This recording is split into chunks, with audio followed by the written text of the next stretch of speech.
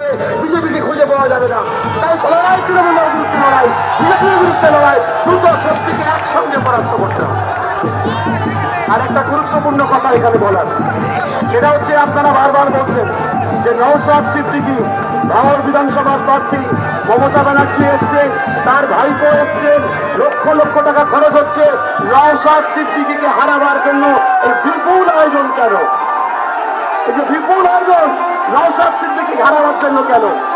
আমি এখানে যারা মায়েরা আছেন, আমার কথা যারা শুনতে পাচ্ছেন, বিভিন্ন প্রান্ত থেকে তৃণমূলের যারা কর্মী বন্ধুরা আমার কথা শুনতে পাচ্ছেন, তাদের কাছে বলছি, নওশাদ সিদ্দিকীকে হারাতে চাইছে তৃণমূল। তার কারণ কি? তার কারণ তৃণমূল কংগ্রেস সংখ্যালঘু পরিবারকে ক্রিমিনাল বানাতে চায়। তৃণমূল কংগ্রেস চায় সংখ্যালঘু পরিবারের ছেলেপুলেরা বোমা বাঁধুক, মদ খাক, সংখ্যালঘু পরিবারের বইনা লোকাল বাহিনী তৈরি হোক। তৃণমূলের মন্ত্রীর খাদের তলায় 50 কোটি থাকবে, ভাইপো চোখে ছানি অপারেশন করতে বিদেশে যাবে, আর লাঠি ধরবে কারা? এই গরিব মেহনতি মানুষ, এদেরকে দিয়ে বোম বাঁধাবে।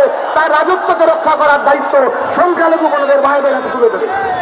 আর নওশাদ সিদ্দিকী বোম ভরা রাজনীতির বিরুদ্ধে তারা লেখাপড়া শেখাবার কথা বলছে।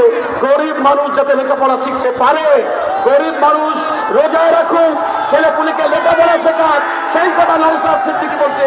তাই ওর এত জ্বালা। গরিব মানুষকে ক্রিমিনাল বানাতে চাইছে তৃণমূল কংগ্রেস। গরিব মানুষ, সংখ্যালঘু মানুষকে রাস্তায় রাজপথে শিক্ষার আরো দেখাতে চাইছে নওশাদ সিদ্দিকী। তাই তাকে হারাতে হবে। দিকে দিকে যেখানে যেখানে সুযোগ আছে, আপনাদের কাছে যেখানে যেখানে সুযোগ আছে, অবস্থার পরিবর্তন হয়েছে। তৃণমূল কংগ্রেসের নেতা মন্ত্রীরা কান্নাকাটি শুরু করে দিয়েছে। পরাজয় ওদের হবে, কোমর বাঁধুন, এ লড়াই আপনার লড়াই, এই জগৎ আপনার জিত। গ্রামে যান, বুথে যান, পড়ায় যান, রক্ষা করুন। যেভাবেই হোক আগামী 2026-এর নির্বাচনে এই বিপুল জয় আনতেই হবে, আনতেই হবে, আনতেই হবে। ইনকিলাব জিন্দাবাদ, আইএফএ, সিপিআইএম জিন্দাবাদ। কেটে দাও।